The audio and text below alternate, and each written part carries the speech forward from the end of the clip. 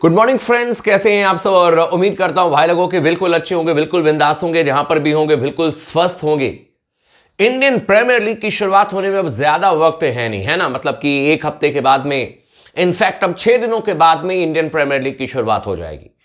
और मुंबई इंडियंस की टीम की जब भी हम जिक्र करते हैं तो भाई इस फ्रेंचाइजी को आप सबसे टॉप लेवल पर रखते हैं, क्योंकि 5 आईपीएल ट्रॉफी इनके पास में है। और इनफैक्ट कल रात को लड़कियों ने कमाल कर दिया मुंबई इंडियंस की। चैंपियंस बनकर के लड़कियां जो हैं एक बार फिर से मुंबई की टीम को चमकाया है। और अब लड़कों को कहा है कि भाई हम तो चैंपियन बन गए और अब तुम्हारी बारी है, यानी कि अब हार्दिक पांड्या की टीम की बारी है। तो मुंबई का इतिहास बहुत ही सॉलिड रहा है। मुंबई इंडियंस फ्रेंचाइजी की जब भी आप बात करते हो तो मेरे ख्याल से दुनिया की one of the best franchise आपको नजर आएगी, सबसे सक्सेसफुल फ्रेंचाइजी आपको नजर आएगी। लेकिन अगर पिछले 2-3 सालों को देखें और मतलब कि मैं मेंस आईपीएल की बात कर रहा हूं, वहां पर मुंबई की टीम पिछड़ती हुई नजर आई है। रोहित शर्मा की कप्तानी में 5 टाइटल इन्होंने जीता, लेकिन उसके बाद फिर रोहित शर्मा की कप्तानी में ही टीम पिछड़ी। फिर इन्होंने कप्तानी में बदलाव किया, हार्दिक पांड्या को पिछली बार लेकर किया और वर्स्ट परफॉर्मेंस रहा मुंबई इंडियंस टीम का। 10वें नंबर पर मुंबई इंडियंस की टीम रही। लेकिन क्या हार्दिक पांड्या को अब सबका साथ मिलेगा? जो काम लड़कियों ने करके दिखाया मुंबई इंडियंस फ्रेंचाइजी की, क्या वो काम अब लड़के करके दिखा पाएंगे? क्या एक साथ सूर्य कुमार यादव, रोहित शर्मा, हार्दिक पांड्या का साथ निभा पाएंगे? क्या एक साथ मिलकर के मुंबई की जो बहुत कड़क टीम नजर आती है ऑन पेपर, क्या ये ट्रॉफी उठा पाएगी? क्या ये सबसे सक्सेसफुल टीम बन पाएगी? क्या छठी बार ये चैंपियन बन पाएगी? इसी पर चर्चा करेंगे। चैनल को अगर आपने अब तक सब्सक्राइब नहीं किया है तो जरूर कर लीजिएगा। इस वीडियो को आखिरी तक जरूर देखिएगा ताकि आपको पूरी डीप एनालिसिस जो है वो पता चल जाए मुंबई इंडियंस टीम का, कि क्या सबसे बड़ी कमजोरी है, क्या इनकी सबसे बड़ी मजबूती है, किस तरीके की इनकी बेस्ट प्लेइंग 11 नजर आएगी और किस प्लेयर को ये एक्स्ट्रा के तौर पर, यानी कि अगर पहले बल्लेबाजी आती है तो किसको ये खिलाएंगे इंपैक्ट प्लेयर के तौर पर, अगर पहले गेंदबाजी आती है तो किसको ये खिलाएंगे, क्या इनकी स्ट्रेटेजी होगी। वो तमाम इंफॉर्मेशन के साथ में स्पोर्ट्स टॉक जुड़ चुका है और इसलिए मैं रिक्वेस्ट कर रहा हूं कि इस वीडियो को आखिरी तक जरूर देखिएगा ताकि आपको सबसे डीप एनालिसिस का पता चले कि किस टीम में क्या मजबूती है, क्या कमजोरी। और वादा करता हूं कि इससे बेहतर एनालिसिस आपने किसी भी चैनल पर नहीं देखा होगा। तो चलिए शुरुआत करते हैं और सबसे पहले मुंबई इंडियंस स्क्वाड के बारे में जानने की कोशिश करते हैं। सबसे पहले मैं आपको यह बता देता हूं कि भाई इनकी क्या बेस्ट प्लेइंग 11 होगी। उसके बाद एक एक प्लेयर के बारे में चर्चा करेंगे, प्रॉब्लम्स पर भी चर्चा करेंगे। क्या जसप्रीत बुमराह का ना होना शुरुआती कुछ मैचेस में मुंबई इंडियंस की टीम को परेशान करेगा? ऑफकोर्स परेशान करेगा। क्या जो इनका फिक्सचर है, ये अवे मैचेस शुरुआत में ज्यादा खेल रहे हैं, उससे इनको नुकसान पहुंचेगा? हो सकता है नुकसान पहुंच जाए, लेकिन मुंबई की टीम है बहुत सॉलिड, इसमें कोई शक नहीं है। आप अगर मुंबई की बेस्ट प्लेइंग 11 जब बनाने के लिए बैठते हैं तो आपको लगता है कि किसको लें, किसको बाहर करें। लेकिन टेंटेटिवली मैं आपको बताता हूं कि मुंबई की क्या बेस्ट प्लेइंग 11 हो सकती है। शुरुआती 5 मैचेस की मैं बात कर रहा हूं और हो सकता है कि वहां पर आपको जसप्रीत बुमराह ना खेलते हुए नजर आए, लेकिन रोहित शर्मा के साथ में ये जाएंगे, ओपन करवाएंगे रोहित शर्मा को। और इनके साथ में बहुत सोच समझ करके मैं बता रहा हूं आपको कि रियान रिकल्टन ये ओपन करेंगे, क्योंकि ये विकेट कीपर भी हैं, दक्षिण अफ्रीका के खिलाड़ी हैं। तो दाहिने हाथ के रोहित शर्मा हो गए, बाएं हाथ के रियान रिकल्टन हो गए, ठीक है। इनके पास में रॉबिन मिन्स भी हैं, लेकिन उनसे वो ओपन नहीं कराएंगे, वो भी विकेट कीपर बल्लेबाज हैं, झारखंड के बड़े तगड़े हिटर हैं।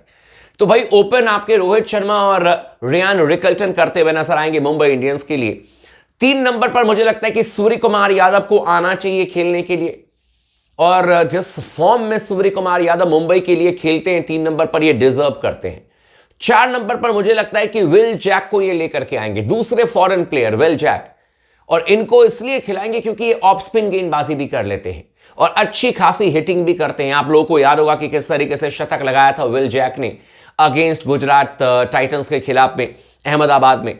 तो इनका इंपैक्ट आपको देखेगा। तो विल जैक 4 नंबर पर आएंगे, या हो सकता है कि विल जैक 3 नंबर पर खेलें, सूर्या 4 नंबर पर खेलें, फिर 5 नंबर पर तिलक वर्मा खेलते हुए नजर आएंगे। और ये किस तरीके के प्लेयर है बताने की जरूरत नहीं है, लेकिन तिलक वर्मा भारत के लिए 3 नंबर पर खेलते हैं। यहां पर कॉम्प्रोमाइज करना पड़ेगा, यहां पर आपको देखना पड़ेगा ऊपर नीचे। 6 नंबर पर हार्दिक पांड्या होंगे, 7 नंबर पर इनके पास में नमन धीर होंगे। अब यही इनकी सबसे बड़ी भाई लोगों स्ट्रेंथ है मुंबई इंडियंस की। सबसे बड़ी स्ट्रेंथ यही है। अब ऊपर से देखो batsman Rohit Sharma, Ryan Rickelton, Surya Kumar Yadav, Will Jack, Tilak Varma, Hardik Pandya, Naman Dhir, ये 7 नंबर तक के बल्लेबाज हैं, टॉप 7। और इस पर भी मैं डीप में आपको बताऊंगा कि जब पहले बैटिंग आएगी तो ये अपने एक गेंदबाज को बिठा करके और एक एक्स्ट्रा बैट्समैन को लेकर के जाएंगे और फिर उसको वो क्या कहते हैं कि बाहर करके एक एक्स्ट्रा गेंदबाज को लेकर के आ जाएंगे जब गेंदबाजी करने के लिए आएंगे। तो इनकी क्या स्ट्रेटेजी होगी, किसको खिलाएंगे, वो भी मैं आपको बताता हूं। लेकिन शुरुआती अगर आप देखोगे तो 7 नंबर तक इनके पास में खूंखार बल्लेबाज हैं और सारे के सारे बल्लेबाज ऐसे हैं जो कि 150 पौने 200 की स्ट्राइक रेट से रन बनाते हैं। तो 7 नंबर तक इनके पास में नमन धीर हो गए, 8 नंबर पर इनके पास में मिचेल सेंटनर हो गए। मैं अभी भी मानता हूं T20 फॉर्मेट में केशव महाराज और मिचेल सेंटनर 2 सबसे बेहतरीन बाएं हाथ के स्पिन गेंदबाज हैं। और मिचेल सेंटनर को चेन्नई ने बहुत ज्यादा इस्तेमाल नहीं किया था क्योंकि वो मोइन अली के साथ में जाते थे, उनके पास में जाडेजा थे। लेकिन यहां पर मुंबई इंडियंस के लिए मिचेल सेंटनर लगभग हर मैच खेलते हुए नजर आएंगे। चैंपियंस ट्रॉफी में जैसा परफॉर्मेंस दिया मिचेल सेंटनर ने, और T20 के बड़े तगड़े प्लेयर हैं और ठीक ठाक बैटिंग भी करते हैं, तो मिचेल सेंटनर खेलेंगे। यानी कि 3 फॉरनर का अब तक इन्होंने इस्तेमाल कर लिया प्लेइंग 11 में, रियान रिकल्टन, विल जैक और मिचेल सेंटनर। इसके अलावा 9 नंबर पर दीपक चाहर को लेकर के आएंगे, 10 नंबर पर ये ट्रेंट बोल्ट को लेकर के आएंगे और ये चौथे इनके फॉरनर होंगे। ट्रेंट बोल्ट जो कि लगातार मुंबई के लिए खेले, फिर राजस्थान चले गए, फिर वापसी हुई है मुंबई में, तो ये आपके 10 नंबर पर होंगे। 11वें नंबर पर अगर जसप्रीत बुमराह फिट हो जाते हैं 2-3 मैचेस के बाद में, जो कहा जा रहा है कि फर्स्ट वीक ऑफ IPL में नहीं होंगे, तो फिर जसप्रीत बुमराह ही खेलेंगे। और अगर बुमराह नहीं फिट होते हैं तो आपको स्पोर्ट्स स्टॉक बता रहा है कि ये फिर अश्विनी कुमार को खिलाते हुए नजर आएंगे। बाएं हाथ के ये बड़े अच्छे गेंदबाज हैं, बहुत अच्छे गेंदबाज हैं। अश्विनी कुमार जो है ये फिर खेलते हुए नजर आएंगे। लेकिन आपकी जो प्लेइंग 11 है ना मुंबई की, जहां पर रोहित शर्मा, रियान रिकल्टन, सूर्य कुमार यादव हैं, विल जैक हैं, तिलक वर्मा हैं, हार्दिक पांड्या हैं, नमन धीर हैं, मिचेल सेंटनर हैं, दीपक चाहर हैं, ट्रेंट बोल्ट हैं, और 11वें नंबर पर या तो बुमराह, लेकिन बुमराह फिट नहीं है तो ये शुरुआती मैच में अश्विनी कुमार को खिलाएंगे। ये इनकी प्लेइंग 11 है। अब मैं आपको बता देता हूं कि इंपैक्ट प्लेयर का जो रूल है वो कैसा आपको दिखेगा। यहां पर अगर पहले बैटिंग आती है मुंबई इंडियंस की टीम की, तो इसे ध्यान से सुनिएगा, ये रॉबिन मिन्स को लेकर के आ जाएंगे। एक तगड़े हिटर हैं भाई, बहुत तगड़े हिटर हैं। आप लोगों ने हाल फिलहाल में फुटेज भी देखा होगा रॉबिन मिन्स का, जो मारते हैं तो भूत उतार देते हैं।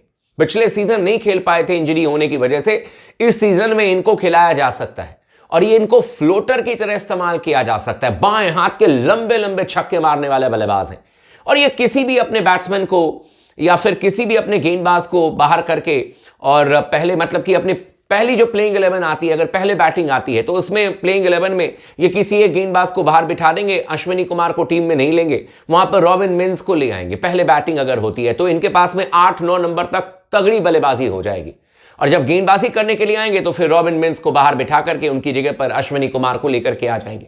और अगर इनकी पहले गेंदबाजी आती है तो ये ऊपर से किसी भी बैट्समैन को बाहर बिठा सकते हैं। ये ऊपर से किसी भी बैट्समैन को कह देंगे कि थैंक यू वेरी मच, ये हमारे प्लेइंग 11 में नहीं है, वहां पर ये खिला देंगे आपके, मान लीजिए कि कर्ण शर्मा को लेकर के आ सकते हैं, और जब इनकी बल्लेबाजी आएगी तो फिर उनको सब्स्टिट्यूट करके किसी बैट्समैन को लेकर के आ जाएंगे। तो ये इनकी रणनीति रहने वाली है मुंबई इंडियंस की। लेकिन अब फटाफट चर्चा कर लेते हैं कि इनकी स्ट्रेंथ क्या है मुंबई की और इनकी वीकनेस क्या है। आप लोग भी अपनी राय जरूर दीजिएगा भाई साहब। पूरी डीप एनालिसिस करने के बाद में एक चीज जो मैं आपको बता सकता हूं, जो स्ट्रेंथ इनकी है, 3 सबसे बेहतरीन स्ट्रेंथ मैं आपको बता रहा हूं। डीप बैटिंग लाइनअप, जैसे मैंने बताया कि 8-9 नंबर तक इनके पास में ऐसे बैट्समैन हैं जो कि किसी भी रन को चेज कर सकते हैं। इसके अलावा हार्ड हिटिंग प्लेयर्स हैं जो कि 150, पौने 200, 200, 250 की स्ट्राइक रेट से रन बना सकते हैं। और मुंबई इंडियंस का इतिहास, 5 बार की चैंपियन टीम है, इतिहास बहुत सॉलिड है। ये 3 सबसे बड़ी मजबूती है मुंबई इंडियंस के पास में। रोहित शर्मा का एक्सपीरियंस, सूर्य कुमार यादव का एक्सपीरियंस, हार्दिक पांड्या का experience, Trent Boult, Mitchell Santner, ये सभी चैंपियन लीडर प्लेयर हैं। इन सब का अनुभव भी इनके काम आएगा। लेकिन वीकनेस क्या है मुंबई इंडियंस की? बॉलिंग लाइनअप में विदाउट जसप्रीत बुमराह एक बहुत बड़ा झोल नजर आएगा मुंबई इंडियंस की गेंदबाजी लाइनअप में, और सामने वाली टीम को ये एक गोल्डन अपॉर्चुनिटी नजर आएगी कि बुमराह नहीं है तो दीपक चाहर पर हम अटैक करने के लिए जाते हैं, बुमराह नहीं है तो ट्रेंट बोल्ट पर हम अटैक करने के लिए जाते हैं। हार्दिक पांड्या इनके पास में तीसरे मध्यम गति के गेंदबाज होंगे। तो मुझे लगता है कि विदाउट बुमराह मुंबई की गेंदबाजी लाइनअप थोड़ी सी क्वेश्चन मार्क जरूर हो सकती है। ठीक है, इसके अलावा हार्दिक पांड्या की कप्तानी रिकॉर्ड सबसे खराब रिकॉर्ड है हार्दिक पांड्या का मुंबई इंडियंस के कैप्टन के तौर पर। मात्र 28% विनिंग रेशियो रहा है। एंड पिछली दफा माहौल कुछ ठीक नहीं था भाई, इस पर भी मैं चर्चा करूंगा। यह भी कमजोरी है मुंबई इंडियंस।